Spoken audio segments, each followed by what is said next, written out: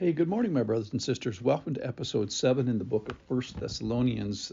This is season 8 of Be With Me, a daily podcast, which I'm glad to have you with me today. Yesterday, we talked about how smart and quote unquote wise the schemey Satan is to try to thwart Paul's plans for fellowship. And then today, we're going to hear Paul willingly giving up his fellowship with Timothy for the good of the Thessalonians. In fact, I'm going to title today that Paul is obsessed/possessed by the Thessalonians. So we have a trio of missionaries, Paul, Silas, and Timothy, who write this letter. And let me read the passage. We're going to start in just the very end of 1 Thessalonians chapter 2 and then go into chapter 3. He's talking about how jazzed he is about the Thessalonians. He says, "For what is our hope or joy or crown of boasting before our Lord Jesus at his coming? Is it not you? For you are our glory and joy." All right, then this is chapter 3, verse 1. "Therefore, when we could bear it no longer, we were willing to be left behind at Athens alone. And we sent Timothy, our brother and God's co-worker in the gospel of Christ, to establish and exhort you in your faith." And then he describes this lack of fellowship, that no one be moved by these afflictions. So this is the guy that's been beaten with rods, stoned. Eventually he'll be shipwrecked, beaten a bunch more times.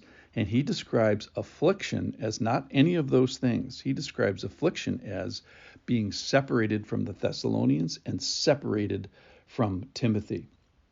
All right, we have to remember back in Acts chapter 17 how this all happened. We're on the second missionary journey, which is described much more in detail in Acts chapters, all of them actually.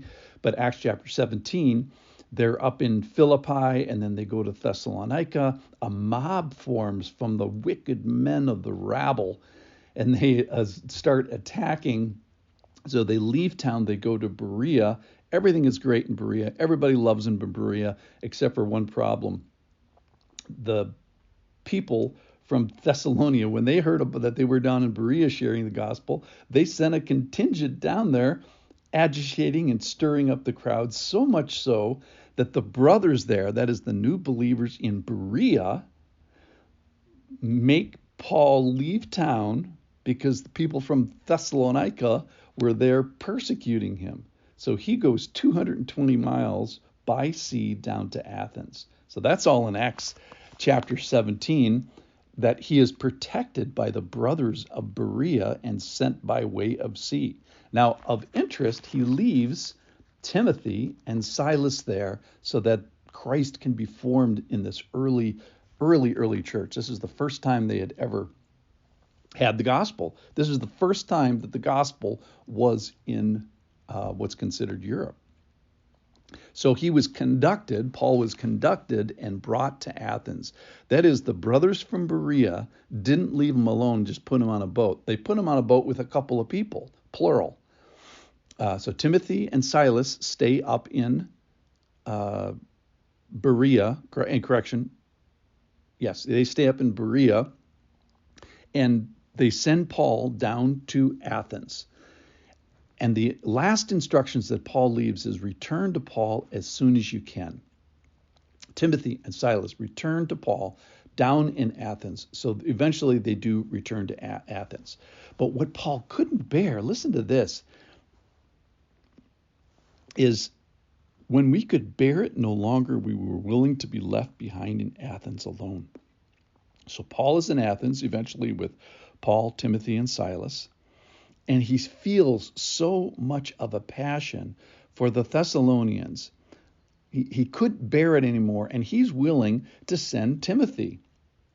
And what couldn't Paul bear? The aloneness, the lack of fellowship. He's so concerned that he's ready to send one of his last, henchmen, one of the last arrows in his quiver, 220 miles back up the Macedonian peninsula to check on them. So Paul is willing to engage in temporary, long-distance fellowship with the Thessalonians by sacrificing temporary the loss of personal fellowship with Timothy. And we think that Silas actually went back up to Philippi. So that's how Paul gets left alone. So by my count, Timothy goes to Thessalonica 4 times. First of all, Timothy goes through Thessalonica with Paul and Silas. That's the first time. Then he is sent back there before the letter of Thessalonians is written. Then this letter is written, 1st Thessalonians is written by the return of Timothy back to Paul. And then Timothy returns a third and a fourth time back up the Macedonian peninsula to go visit the Thessalonians in Paul's behest. And Paul is just obsessed in a good way with the Thessalonians. Listen to this. He's just a couple of things. He's constantly remembered them in these prayers. He declares them as, you are our joy and our glory and our affection. Secondly, he sent two letters, some of the first letters in the New Testament, maybe the first. He revisits them 2 times on the third missionary journey. He's willing to leave Timothy and Silas there amidst a mob. He sends Timothy up the coast 4 or at least 3 times in 18 months to act as his eyes and ears and hands. And this is, he's not some flunky. He's really an A-team kind of a guy. And then he declares over and over again, I wanted to come to you. This is in 2:18. I wanted to come to you again and again. So what impressed me today is how much Paul cares about the Thessalonians. They are in the laser beam of his love. Unlike, I can't think of another group of people that Paul loves as much as the Thessalonians.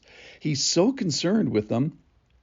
He's willing to go teamless that they would stay on God's team. So he's willing to give up his team so that the Thessalonians can stay on God's team. It's temporary but necessary to see Christ formed in them, that they would know God. So just the take home is, what local or maybe even distant people do you care this much about that you would boast? You are my joy. You are my crown of boasting.